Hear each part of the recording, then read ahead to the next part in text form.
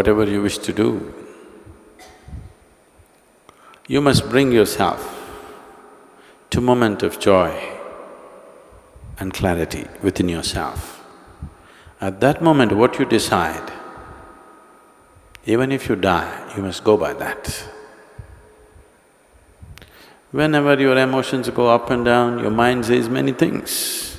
That's not important. It says one thing today, one thing in the morning, one thing in the evening. It says one thing today and another thing tomorrow.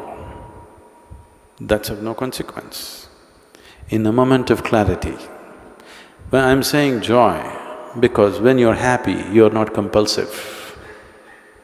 When you're very happy and clear, at that time, if you look at things and see that, yes, this is what is more sensible for me, just do that. It doesn't matter if it feels like hell. It doesn't matter. You go through hell for 10 years, it doesn't matter, you just do that, because that's where your well-being is. When you're in different states of compulsiveness, if you make decisions as to which way to turn, you will be endlessly lost. It is not about what you're doing, it is just that you're doing it in an unwavering way. Every day you are off and on, doesn't happen. You just unwavering, you become one-pointed. It doesn't matter what it is. If you want to be a butcher in an unwavering way, it will open up.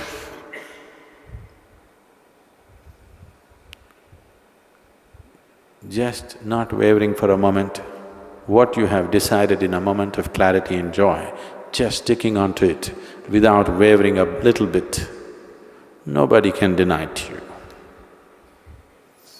Every day when your thoughts and emotions fly this way and that way, you keep changing your mind, changing your mind, changing your mind, you will go in circles, endlessly in circles. Because one who changes direction too often obviously is not interested in going anywhere, isn't it? You know, this is…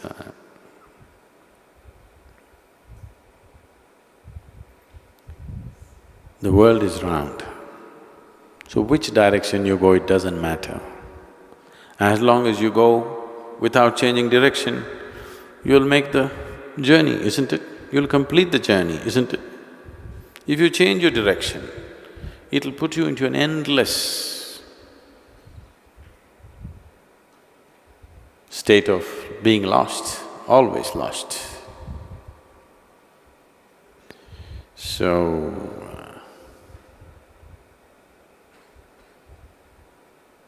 you want to be there, no problem. You want to be here? Be here. Don't go on changing your mind every day, morning one way, evening another way. You're a torture to yourself and everybody around you.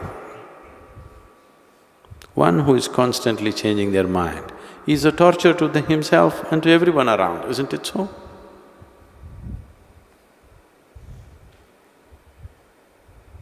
Right now you're thinking, tomorrow morning, I'm going to do my yoga. Tomorrow morning, when the dawn at 5 o'clock in the morning, I hear it every day, I don't know how many of you hear it. The moment it goes down, maybe we should beat a drum. Then your body says, to hell with this yoga, all I want to… It keeps changing, its priorities keep changing and changing and changing. There is another way to live.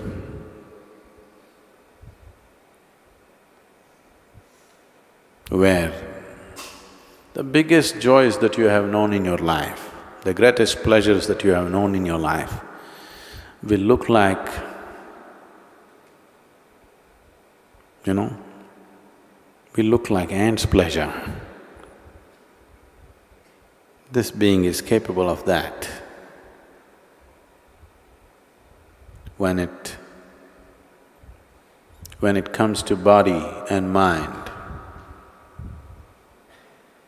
we're all differently capable. No two bodies are equally capable, no two minds are equally capable. But when it comes to this being, every being is equally capable of containing the very existence within himself. Scientists are saying it's ever expanding. How to contain it? That's the whole beauty of it.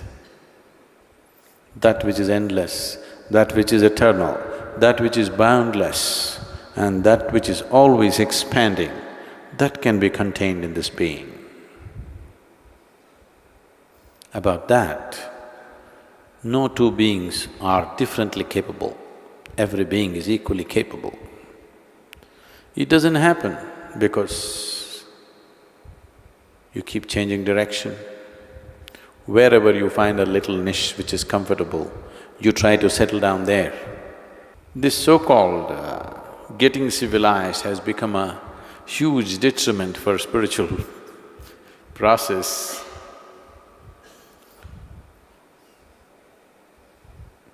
Not essentially, but I would like to say this. Because if you were a nomad, you know nomad means what? That means you're not mad.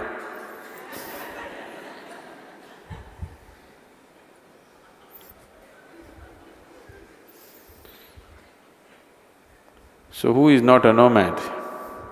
One who is mad. One who is mad settles down. One who is not mad moves on and on and on, doesn't settle down anywhere. The moment we stopped being nomadic, we got into a certain kind of madness of safety and security. Whether it's physical, psychological or emotional, we're always looking for that niche where we can settle down and sleep. And once you find a niche and it gets too sweet and comfortable, and you don't have the courage to step out and once again make the journey. So if all you're looking for a picnic is a picnic, then it's okay. You know, it feels like that when if you want to try to climb the seventh hill, you climb a certain distance where your knees will be creaking and your breath will be looking like a steam locomotive. Push, push, push, push, it's going.